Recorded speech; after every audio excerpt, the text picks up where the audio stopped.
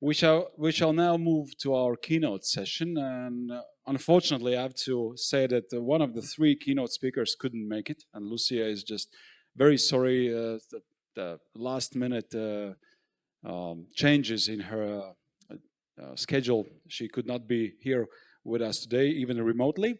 So we just move on to our next speaker. And I think I was looking at the screens that Emanuele is ready to open the keynote session. So Emanuele is working on the climate and environmental dimension of agriculture with a focus on soils, and he's the author of more than 88 papers in peer-reviewed journals. So well done, Mr. Lugato. I see you on the screen. I'm not sure you can see me, but probably you can hear me since you're smiling a little bit. I can also see you. Oh, nice. That's good. Good to see you then. Okay, we are ready to move on to your presentation. So let's kick it off. Okay, thank you, Mr. Chairman, and hello everybody. Thank you for inviting me. I will try to stay with you the morning because this project seems very interesting. So my name is Emanuele Lugato. I'm working at the Joint Research Center. It's a DG of the European Commissions, and we are the scientific arms. We provide the support to the policymakers. So in this presentation, I want to, according to my view, present a bit what are the scientific challenges for monitoring and then preserving and restoring peatlands, in particular referring also to the European regulatory context. And yeah, I'm going to move suddenly to this slide. Where I can see I put the peatland at the center of the target, because peatland are really recognized some very important key ecosystems. They hold a lot of carbon. They can provide many ecosystem services, hotspot biodiversity, and but at the same time we know that in Europe many peatlands are degraded. So there are several policies, and this probably list is not exhaustive, that are somewhat targeting peatlands. And I put as examples important policy like the LULUCF regulation, which is the policy that is doing the greenhouse inventory of these ecosystems. But we know that this policy doesn't have any, let's say, specific mandatory action on those ecosystems, and there is also no target for specifically for peatland, but there are binding target in for emission reduction for assigned to the different member states. So in essence, they just try to the LULUCF try to have a better inventory, better emissions from those ecosystems. We have also the other important policies is the common agricultural policy. With the last reform, the CAP has introduced the Guide 2, the Good Agriculture Environmental Standard, which aims to protect organic rich soils. And this mandatory action are more related to ban of plowing, ban of further drainage, and although there are some member states that can adopt, let's say, more advanced, measure ambitious action with throughout eco scheme or also agro-environmental measures. And so the farmers under GAEC, which has a parcel flags under GAEC 2, has to do this mandatory action. But of course, the policy itself is not accounting for different greenhouse gas emission related to the action. We have also other law, and there are still under discussion, like the National Restoration Law. This contains really target for restoring drained peatlands and also rewetting part of that.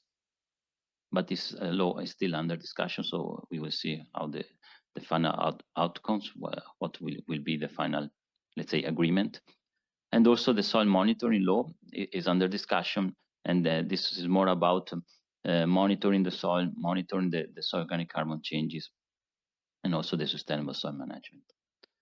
It's unfortunate that Lucia is not here because we have recently finally voted the carbon removal certification framework, and this is a law that aims to implement a voluntary carbon market, and also it will affect the whole carbon farming somewhat activities.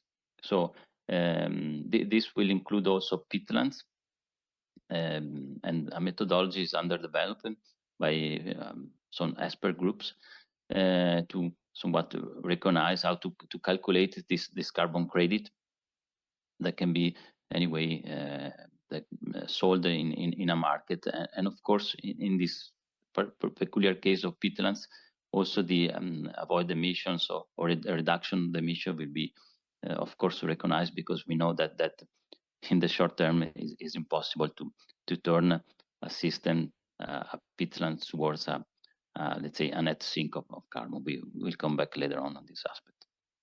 So this is the take message is that anyway, that we have different policies targeting peatlands, but every policy can have its own specific objective, and so we really need a big an effort to integrate all the policy to, let's say, hit the center of our target. And for what concerns the climate change, we know that the European, with the Green Deal, is committed to reach the carbon neutrality by 2050. The land will be more and more important.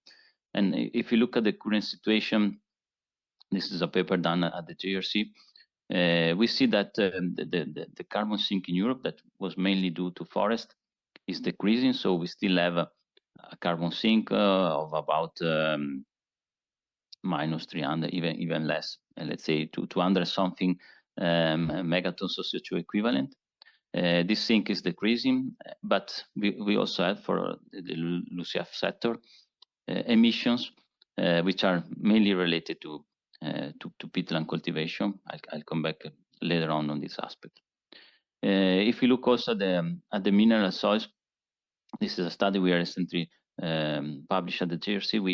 We always see that, we also see that European mineral soils are losing a bit of carbon in the range of 9 to 28 megatons of CO2 equivalent.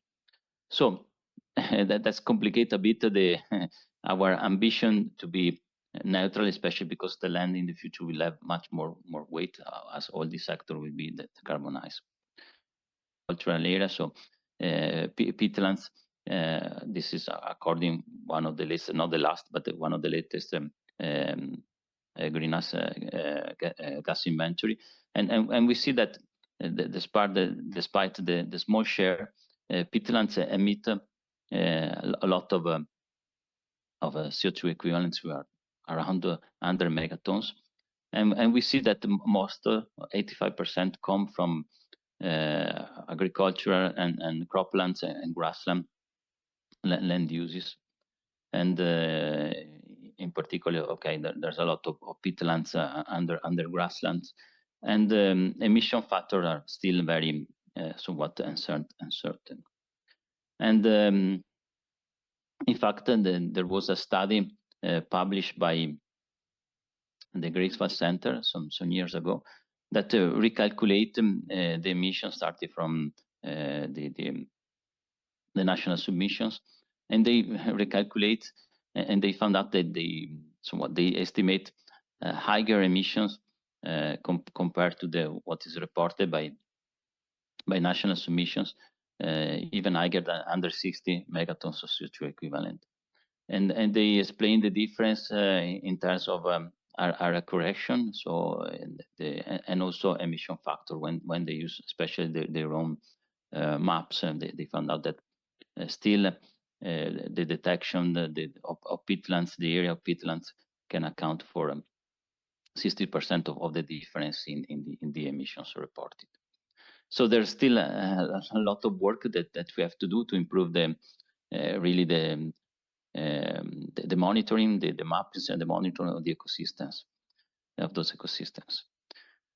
The European, let's say the Eurostat, in collaboration also with the GRC, some years ago launched the land use coverage area frame service, the so-called Lucas land cover, and in this surveys there is a soil component. So in many campaigns started in 2009 and then following 2015, 2018, now 2022, there was a collection really on many soil samples. We have a huge archive of soil samples. And just an example, so I try to, from the Lucas data, try to identify soils that can be considered as organic soils, having at least 60% of organic carbon. And I just overlay these soils with the peatland map of Europe, which come from the work of Tannenberger et al., a map that also ingested many somewhat data from member state. And you can see that sometimes this is not evident, but I can tell you that many times this Lucas point that does not overlay even the Tannenberger map.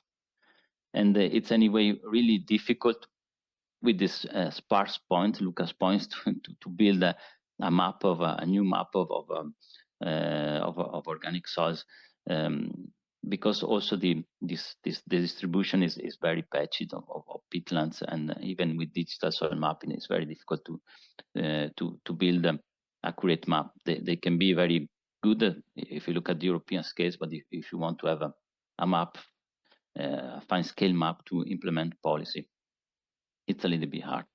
So we really need to also integrate. It was already said by the previous speaker to integrate a lot of local knowledge because it's valuable. And this is what we have done in a project starting during the COVID in 2021 here at the GRC in collaboration with DG Clima. A project called SEPLA, which aims to somewhat improve the inventory of peatlands and wetlands and address the monitoring, preservation, and restoration. Indeed, it was a project, a collaboration project with some member state, and where we, as somewhat the aim was to somewhat having try to better monitoring, better using the especially the data from of the member state for the LULUCF reporting, but also involve the DG Agri because the introduction of the GAEC 2. As I said before, it was a project in collaboration with 4 member states, including Latvia, also Denmark, Bulgaria, Ireland. They participated. And it was a bit a kind of refinement of the, if you want, to wetland supplements, where we try to somewhat get all the data, working with the member state, try to understand which data are available, the completeness, how to integrate better the information to reach to the final mapping and definition of the IPCC wetland subcategories. And we a little bit focusing, we were focusing more on organic soils and on cropland and grassland and wetland category in this sense. So what we learned from this project was that, as I also said before, that peatlands are complex ecosystems, and sometimes the same biophysical entity, it's somewhat mapped or described or classified by different disciplines, by geographer, by ecologist, by soil scientist. and this complicate the things because okay, they use different languages, different criteria to classify the same entity, you know. And overall, we know that peatlands are somewhat originating in wet conditions, call them wet condition.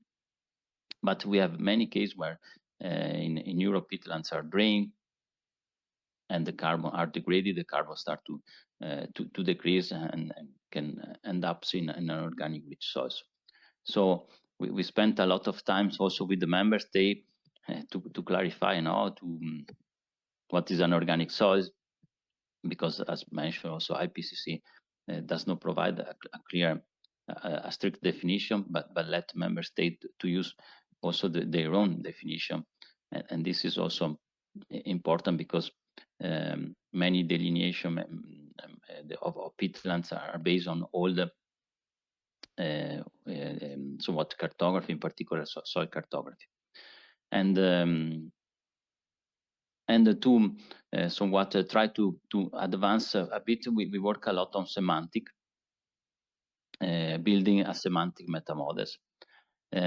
So this is a simple way to see a peatlands, an ecosystem like divided in strata, and with the idea to characterize each stratum through a series of classifiers that somewhat specify the biophysical characteristics.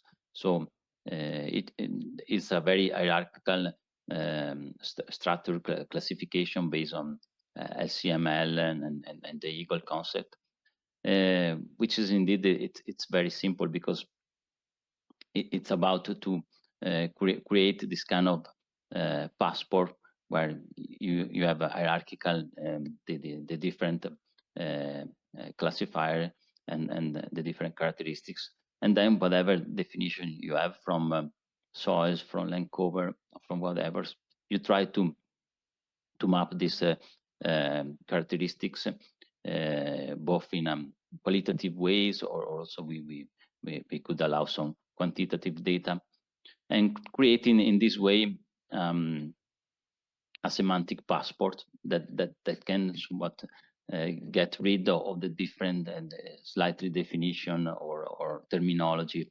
related to peatland, just to have a passport that represents at the end the biophysical characteristics. And if you are interested on this work, we also publish a papers on land, and you can have a look. I think that this presentation will also be shared after the Congress. And yeah, that was the main one of the main outcome of the SEPRA project. Try to bring different member states, try to better use the data, try to do a lot of semantics to help in improving the data integration and mapping of the peatlands. In a second phase, we also try to use remote sensing and also artificial intelligence to better monitoring these ecosystems.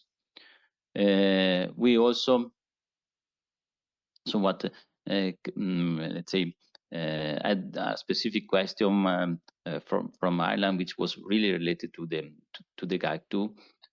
So what happens when we have a fields like this that is partially intersected by anorganic layers? This is an histosols, or a soil classifies in their classification as an organic, and is this soils somewhat be flagged as a under GAIC 2 or not? And another question was if this cartography, which is somewhat coarse, a little bit scale and up-to-date, it's really accurate to somewhat really define this kind of situation when you have partially overlay by these layers. And of course, we can try to use Earth observation to reply to those questions. And somewhat is it can be more easy if you have bare soils, because you can recognize some visible properties, like in particular the colors. You can apply some segmentation, even if in this case it's not really so easy to define now which is the real peat proportion of these soils, because then it's a bit of a mix. But more challenges is then when soils are completely covered by grassland. This is a typical case of Ireland, but also on other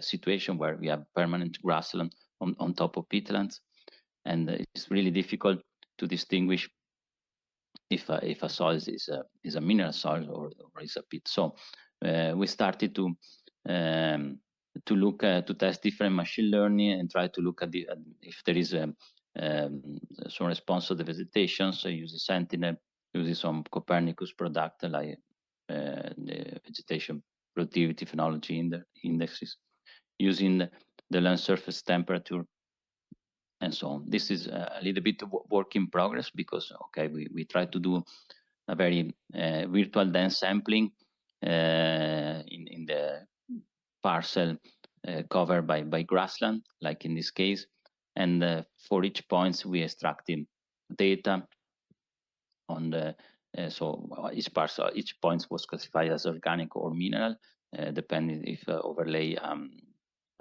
these organic layers, and also we extracted remote sensing data, terrain data, meteorological data, Sentinel-1 data, and we try to ingest all this information in a machine learning.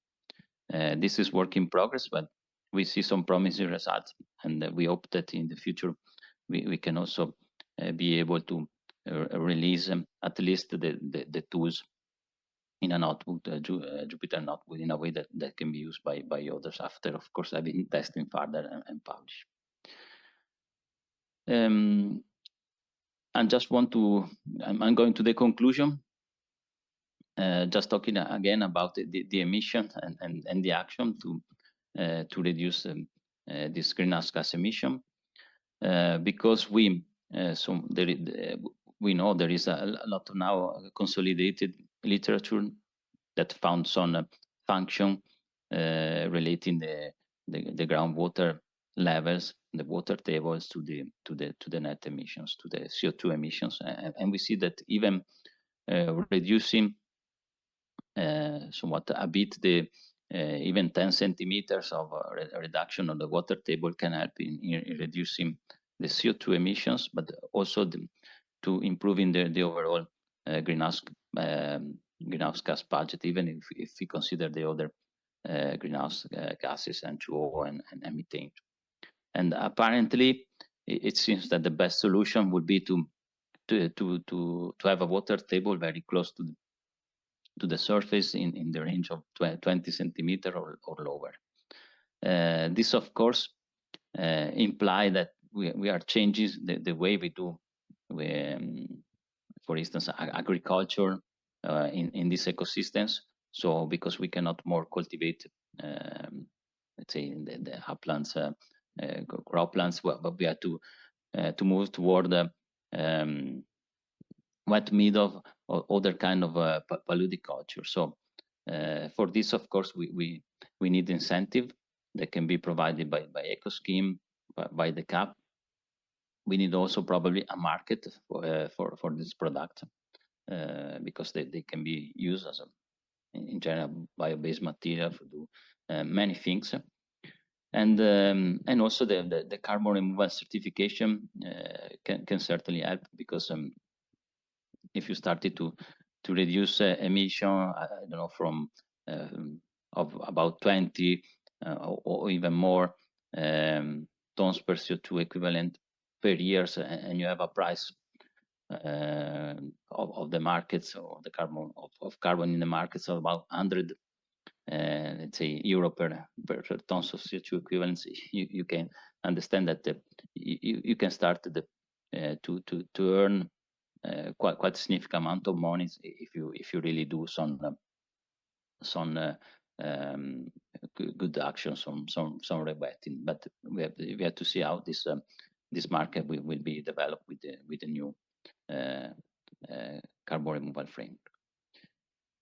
So I'm coming to the end of my presentation. To conclude, is certainly the key points are we need certainly to have a better integration of the policy to protect and restore peatland, because each policy, we have seen before, has its own objective, but we really need to have a better integration to reach our, let's say, final aims.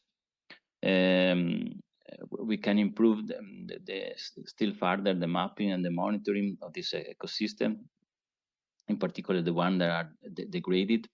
And it's really important to ingest and to have a lot of local knowledge to somewhat exploit all the data available at the member state level. And there is certainly promises approach of using the artificial intelligence, but at the same time, we also need real data to train these models. And we need the incentives to promote a transition, a change in the way we use these pits. And the carbon farming can also be can play a bigger role in this transition to promote effective action, in particular with rewetting those ecosystems. And with that, I conclude and I thank you again.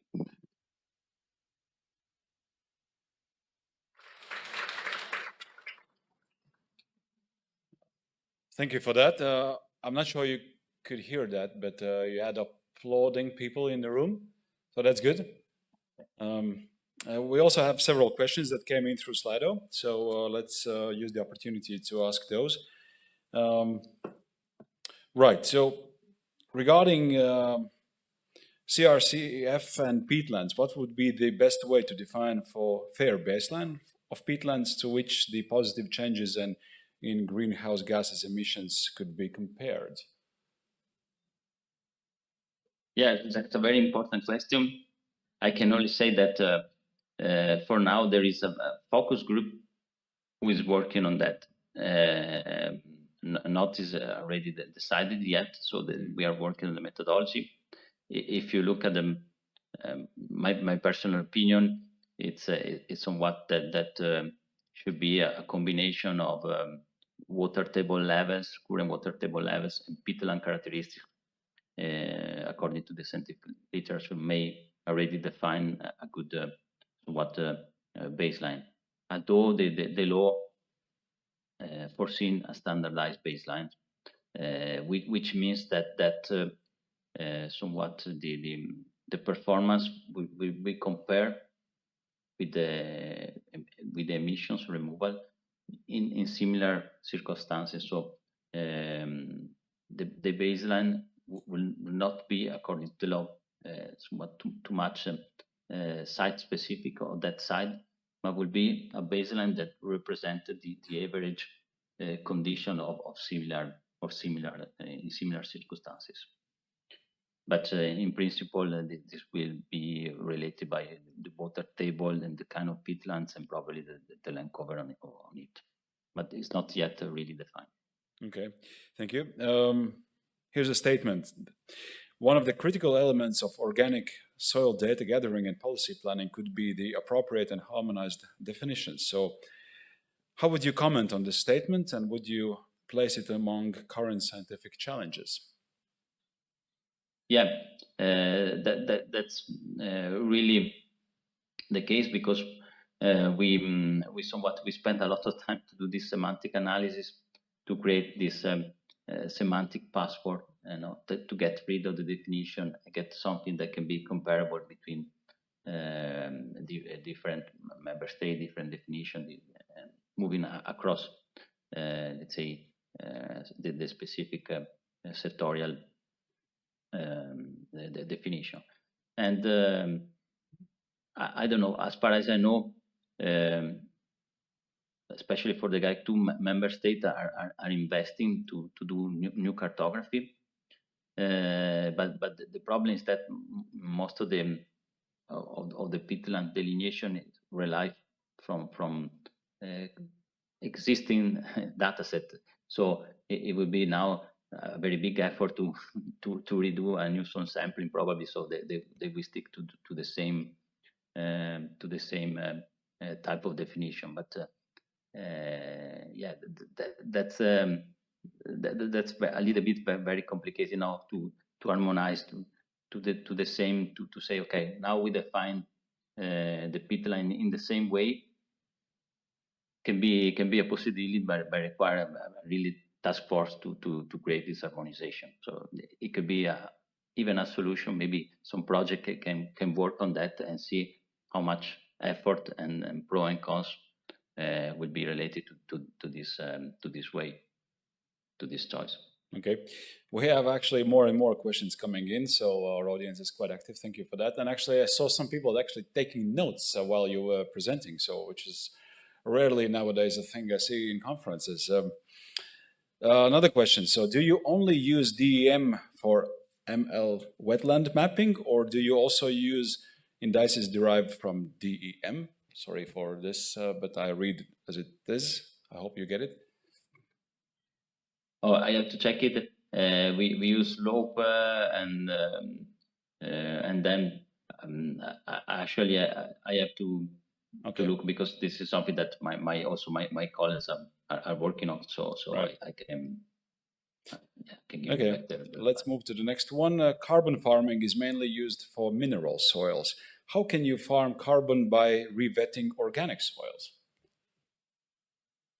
But this is not true, because the carbon farming specifically address also peatlands. So there will be three different methodology: one for forest, one for peatlands, and one for agriculture.